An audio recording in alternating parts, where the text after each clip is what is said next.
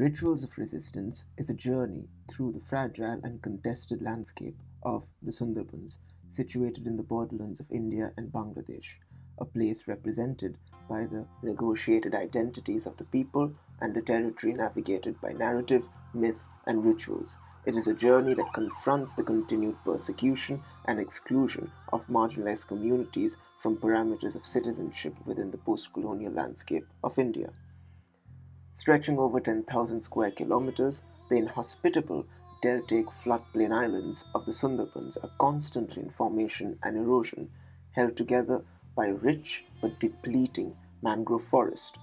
Conservation efforts by the government led to the formation of the Sundarban Biosphere Reserve that divides the forest into governable tracts, imposed largely as a UNESCO protected habitat of the Royal Bengal tiger.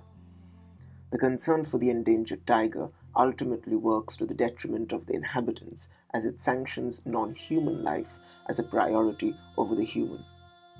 This brings us to a decisive event that illustrates this as well as the continued oppression of marginalized communities, the Chuppy Massacre of 1979. The event refers to the forced mass eviction and brutalization of about 150,000 marginalized Sundarban refugees, violently killing almost 40,000 among them. The process entailed a gross misuse of laws, legislations, and media, facilitating a narrative that utilizes the protected status of the Sundarbans to justify the killing. The project is divided into two parts. The first part proposes a self-sustained forest settlement that consolidates the significance of these people and their claim on this land, critically informed by their resilient livelihood practices, rituals, myths, and worldview.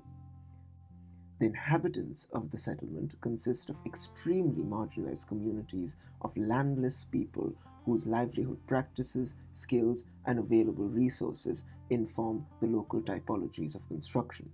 The project works within this vernacular in order to elevate it through sustainable construction methodologies and imagines the island to be a growing incremental landscape of productive infrastructure for a fishing community that allows for sustenance and considers the inhabitants to be a crucial part of the ecology, as stewards of the land, not colonizers. It explores local livelihood practices, rituals, and traditions as identity practices to develop spatial typologies that not only elevate their significance and resilience, but also allows for the construction of a spatial identity. The second part of the project concerns itself with rituals of storytelling as a means to resist erasure, towards the exposure of the Sundarban narrative through the apparatus of the Jatra, a form of Bengali folk theatre originating in travelling theatre groups. The performance of this Jatra anchors itself to the narratives of oppression and resilience that the Sundarban villagers have endured. The apparatus of the Jatra is strategically packed in a Rath, originating in monumental chariot-like temple cars or juggernauts.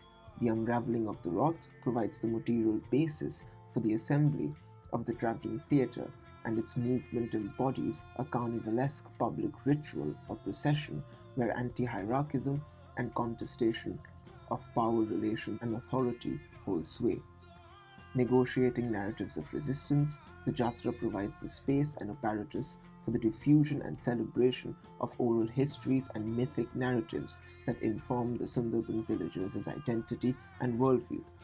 The joyful, if ephemeral, proliferation of their narrative becomes a way of acknowledging their significance, rights, and identity-based attachment to the land as a means to resist erasure.